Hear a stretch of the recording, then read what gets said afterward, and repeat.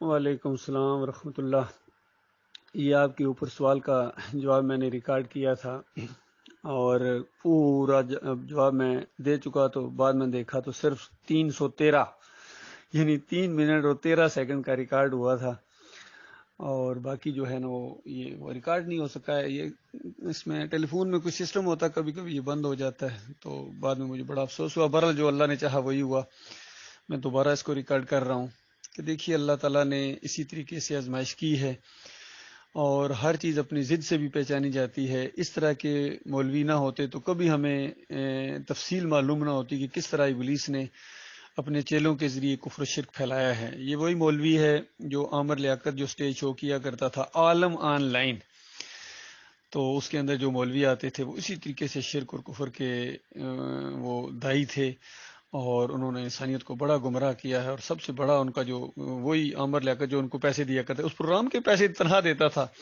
یہ جو قاری خلیل اس میں آتا تھا، وہ اس نے بعد میں بتایا کہ عامر لیاقت نے اس کے پیسے روکے ہوئے ہیں۔ تو یہ سارے پیسوں کا چکر تھا، مال کھاتے ہیں، یہ مولانا نہیں ہے، مالانا ہے، یہ سارے کے سارے مالانا ہیں۔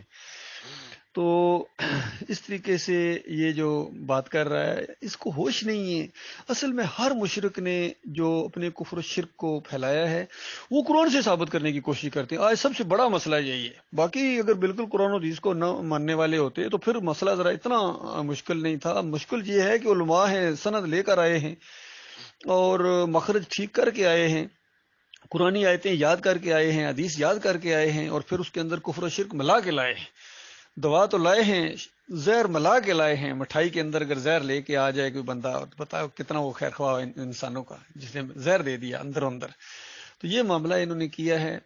دیکھیے کس طریقے سے مثالیں دے رہا ہے کہ دیکھو شیطان تو ہر جگہ حاضر ناظر ہے، اور ایک ہی لمحے میں، چاہے وہ ہوائی جہاز میں کوئی بندہ بیٹھا ہوا ہے، چاہے بحری جہاز کے اندر ہے، چاہے خشکی کے اندر ہے کوئی انسان، تو ایک ہی لمحے میں سب کے اندر وہ وسوسہ ڈال سکتا ہے۔ تو پھر جب اس کو یہ اختیار دیا گیا ہے، مہلت دی گئی، تو یہ حال ہے، تو جن کی ڈیوٹی لگائی گئی ہے دین کی، ان کا کیا حال ہوگا؟ پھر نبی علیہ السلام کی طرف اشارہ کر رہا تو وہ بھی اسی طریقے سے، حالانکہ اس کو ہوش نہیں ہے، چھپاتا ہے صحیح بات کو۔ حدیث میں آتا ہے کہ ابلیس نے اپنا تخت پانی کے اندر بچھایا ہوا ہے اور وہاں سے اپنے چیلوں کو بھیجتا ہے پوری زمین کے اوپر، جہاں جہاں اس کے یہ جو چیلے ہیں اس کی ضروریت ہے، اور انسانوں میں سے بھی اس کے مرید ہیں۔ بذات خود یہ جو مولوی ہے یہ اس کا مرید ہے، اس نے جو کچھ پھیلا رہا ہے وہ اسی کی وجہ سے پھیلا رہا ہے، وہی اس کو وسوسے ڈالتا ہے، اور پھر یہ آگے چیزیں اس طرح لے کے اڑتے ہیں، کاہن ہوتے ہیں، اور یہ مولوی اور پیروں کے ذریعے یہ کام لیا ہے ابلیس نے۔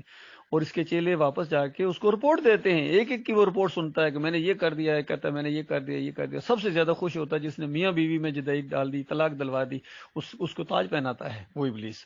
تو اس طریقے سے ہر انسان کے ساتھ جو ہے ایک اس کی ذریت ابلیس کی جو ہے وہ شیطان ہوتا ہے، یعنی ایک ہی سب کے ساتھ نہیں ہوتا، ہر ایک کے ساتھ ایک ہوتا ہے، جتنے انسان ہیں ان کے ساتھ وہ شیطان لگا ہوا ہوتا ہے۔ تو یہ سارے اس کے آپس میں ان کے رابطے ہوتے ہیں شیطانوں کے۔ تو اس طریقے سے بات ہے، اس بات کو یہ چھپا گیا اور اس کی غلط مثال دے کے غلط طریقے سے آگے اس نے وہ معاملہ لے لیا۔ ہر مشرک یہی کرتا ہے۔ دیکھیے جس طرح محمد حنیف نے آدم علیہ السلام والا واقعہ بیان کر کے اس کی مثال ادھر فٹ کر دی، اور یوسف علیہ السلام کے ساتھ کہتے وہ وہاں بھی وہی ہوا ہے۔ تو مثال اگر غلط دی جائے نتیجہ غلط نکلتا ہے، حالانکہ وہ اور واقعہ ہے، یہ اور واقعہ ہے۔ اسی طرح یہ مولوی جو ہے وہ اور واقعے کو کہاں جا کے فٹ کر رہا ہے۔ یہ اس کی فریب کاری ضرور ہے، اور سامنے بیٹھے ہوئے جانوروں کے جانور وہ سبحان اللہ اور ماشاء اللہ اس کے اوپر کہہ رہے ہیں۔ تو یہ ان کی بدبختی ہے بھائی۔ تو اس طریقے سے انہوں نے انسانیت کو گمراہ کیا ہے۔ سارے صوفیوں نے اسی طریقے سے کیا ہے، سارے صوفی انہوں نے وحدت الوجود کو اسی طرح قرآن سے ثابت کرنے کی کوشش کی۔ اندازہ لگائی پوری کائنات جو ہے وہ اللہ ہی ہے، باقی اللہ سے جدا کوئی نہیں ہے۔ جو اللہ سے جدا کسی چیز کو مانے گا وہ اصل میں کافر مشرک ہے، جدا مانتا ہے، شریک کرتا ہے اللہ کے ساتھ۔ تو جو ساری کائنات کو اللہ مانتا ہے، پہاڑ بھی اللہ ہیں، سارے سورج چاند ستارے سمندر ہوائیں درخت جانور سب کچھ اللہ ہی ہیں، بس روپ مختلف ہیں، مختلف انداز ہے، اللہ مختلف شکلوں میں سامنے آیا ہے۔ یہ وحدت الوجود ہے۔ ڈاکٹر اسرار اسی کو ثابت کرنے کے لیے قرآن کی آیت پیش کرتا ہے کہ دیکھو قرآن کے اندر ہے، سورہ الحشر کے اندر ہو الاول والآخر والظاہر والباطن، کہتا ہے کیا اس کی تفسیر کرو گے سوائے وحدت الوجود کے کہ ایک ہی ذات ہے۔ تو یہ معاملہ ہے اللہ کے بندو۔ ان سب نے، چاہے یہ محی الدین چشتی ہوں، علی اجویری ہوں، عبد القادر جیلانی ہوں، اور مجدد الفسانی ہوں، اعلیٰ حضرت ہوں یا ابو العلا ہوں، سب نے اسی طریقے سے کسی نہ کسی طریقے سے ان مشرکوں کو، صوفیوں کو جو ہے ان کی حمایت کی ہے، ان کی وکالت کی ہے، کم از کم جو آخری درجے کی ہے۔ ان کا کفر و شرک ہے، بس تم ان کو کچھ نہ کہو، یہ آخری بات ان کی ہوئی ہے کہ ٹھیک ہے قرآن کے خلاف ہوا ہے یہ فلسفہ، ایسی ایسی باتیں انہوں نے کہی ہیں۔ جس طرح حجت اللہ البالغہ کے اندر شاہ ولی اللہ نے جو لکھا ہے کہ کچھ فرشتہ صفت انسان ہوتے ہیں، وہ مرنے کے بعد فرشتوں کے اندر شامل ہو جاتے ہیں اور پھر کاروباری دنیا چلاتے ہیں، ان کے اوپر بھی اسی طریقے سے احکامات آتے ہیں۔ تو ڈاکٹر اسرار کہتے ہیں کہ اگرچہ یہ جو بات ہے مجھے قرآن اور حدیث سے کہیں نہیں ملی ہے، یہ جو شاہ ولی اللہ صاحب فرما رہے ہیں کہاں سے یہ چیز لے کے آ گئے، لیکن شاہ ولی اللہ صاحب بذات خود کہتے ہیں میرے لیے حجت ہیں اور ان کی بات غلط نہیں ہو سکتی ہے۔ اس طرح ان کی مت ماری گئی، اور ایک عالم دین ہے جس نے جو رک گیا، اس نے کہا نہیں، ڈٹ گیا، خبردار میں قرآن و حدیث کے خلاف کوئی بات نہیں سن سکتا ہوں، ان کی جتنی بڑی پگڑی ہے میرے نزدیک ان کی کوئی حیثیت نہیں ہے۔ وہ ڈاکٹر مسعود الدین عثمانی رحمۃ اللہ علیہ، انہوں نے کہا نہیں، انہوں نے قرآن و حدیث کے خلاف جو کہی ہے یہ باغی ہیں، بلکہ یہ اصل مجرم ہیں، انہوں نے اصل میں دین کو بگاڑ دیا ہے اور انہوں نے اپنے نظریات فلسفے دین اسلام کے اندر شامل کر کے پیش کیا ہے، یہ اصل مجرم ہیں۔ چاہے عہد روح القبر کا عقیدہ ہو، احمد بن حنبل کے ذریعے آیا، ابن تیمیہ نے اس کو آگے بڑھایا، ابن قیم نے اس کو آگے بڑھایا، ابن حجر اسقلانی نے، امام نووی نے، سب نے اسی کو، اور پھر سارے جتنے یہ مسلک پائے جاتے ہیں، بریلوی ہوں، دیوبندی ہوں، اہل حدیث ہوں، ان کی رگوں کا خون ہے یہ عقیدہ کہ یہ مردے سنتے ہیں، دیکھتے ہیں، ہمارے اعمال یہاں نبی علیہ السلام کے یہاں پیش ہوتے ہیں، کہتے ہیں اس طرح کا سب، اس شرک سے کوئی نہیں بچا ہے۔ سب سے کم شرک اگر کسی ہے جماعت اہل حدیث یا سلفی جن کو کہتے ہیں، یا حنبلی یہاں عرب کے اندر، سعودی، ان کے اندر ہے، لیکن شرک تو ہے، شرک موجود ہے۔ تو اس طریقے سے ان کی علماء نے مارا ہے، ہر دور میں علماء نے کفر و شرک پھیلایا ہے، عام آدمی نہیں پھیلاتے ہیں۔ یہودیوں اور عیسائیوں کو کافر و مشرک بنایا کس نے بنایا ہے؟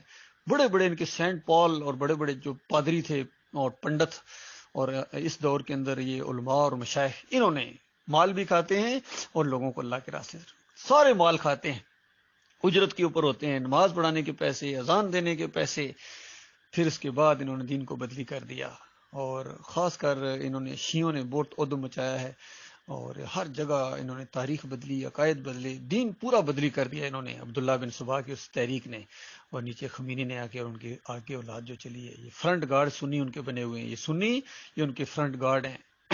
ایک دفعہ مجھے یاد ہے، ایک بہت بڑا شیعہ تھا، اس کا انٹرویو کسی نے لیا، اس نے کہا باقی جتنی جماعتیں اس میں سے کون سب سے زیادہ آپ کے قریب ہے؟ اس نے کہا اہل سنت والجماعت۔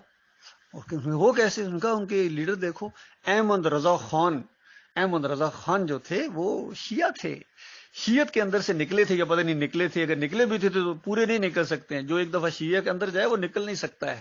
جس طرح علی انجینئر ہے، کتنا شیعوں کی باتیں کرتا ہے کیونکہ شیعہ رہا ہے، اس لیے توصیف الرحمان شیعہ رہا ہے، اور یہ کیا نام ہے، جو وحید الزمان شیعہ رہا ہے۔ اسی وجہ سے شیعت کے اندر سے نکلنے کے باوجود وہ جو کہتے ہیں نا کمبل کو چھوڑتا ہوں، کمبل مجھے نہیں چھوڑتا ہے، تو وہ چیزیں ان کو چھوڑتی نہیں، ان کے دماغوں کے اندر وہ چیزیں رہتی ہیں۔ اسی وجہ سے محدثین نے یہ ایک اصول بنایا تھا کہ اگر کوئی ثقہ راوی بھی اگر کسی معاملے میں اپنی ایسی بات کرتا ہے جو اس کی سابقہ اس کے کسی مسلک یا اس کے جو اس کا موقف ہو اس کی تائید کرتا ہے، تو اس کی بات رد کر دی جائے گی، نہیں مانی جائے گی، ثقہ راوی کی بھی وہ بات نہیں مانی جائے گی۔ اسی وجہ سے جو یہ انداز سے جو چیزیں آئی ہیں وہ رد کر دی گئی ہیں۔ تو انہوں نے تو کفر و شرک کو بیان کر دیا ہے، اور ایسی چیزیں جو ان کے بڑے بیان کرتے رہے ہیں اس کی تقویت کے لیے جو یہ معاملات پیش کریں گے۔ اسی وجہ سے محمد حنیف کی اس بات کو رد کر دیا گیا جب اس نے سجدہ تعظیمی کا شرک ایجاد کیا، چونکہ یہ صوفی تھے اندر سے اور تبلیغی جماعت سے نکل کر آئے تھے، تو باقی ان کی باتیں پہلے ٹھیک تھیں، لیکن جب انہوں نے کہا کہ یوسف علیہ السلام کو سجدہ ہوا تو فوراً ان کی بات کو رد کر دیا گیا، یہ بالکل غلط ہے۔ آپ نے تبلیغی جماعت کے عقیدے کو اور پیچھے جو ابن کثیر کا اور پھر ان سب کا جو عقیدہ ہے سعودیوں کا، یہ سب اس کو آپ پروموٹ کر رہے ہیں، آپ کی یہ بات نہیں مانی جائے گی۔ وہ پہلے سمجھایا گیا، جب نہیں سمجھے تو اس کے بعد ان سے برات کا اعلان کر دیا گیا، ان کو معزول کر دیا گیا، ان کو جماعت کا امیر کیا، مقتدی بننے کے اب لائق نہیں ہیں، اور اللہ کے جو مخلص بندے تھے وہ دوبارہ منظم ہو گئے ہیں ایمان خالص کے اوپر۔ تو یہ معاملہ ہے میرے پیارے بھائیو، یہ مختصر سی بات ہے۔ اس حوالے سے اگر کوئی اور بھی آپ بات پوچھنا چاہتے ہیں انشاءاللہ اس کے لیے میں جواب دینے کی کوشش کروں گا۔